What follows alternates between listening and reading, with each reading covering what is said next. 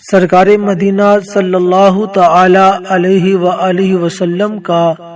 فرمان علی شان ہے، جو شخص سوتے وقت 2 مرتبہ لا الہ الا اللہ محمد رسول اللہ کہہ لے، گویا اس نے اللہ کی راہ میں 2 غلام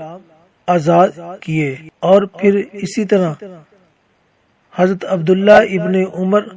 رضی اللہ تعالی عنہ سے روایت ہے کہ سرکار مدینہ صلی اللہ تعالی علیہ وآلہ وسلم کا ارشاد ہے کہ ایک پرچہ جس میں اشہد ان لا الہ الا اللہ و اشہد ان محمد عبدہ ورسولہ صلی اللہ تعالی علیہ وآلہ وسلم لکھا ہوگا،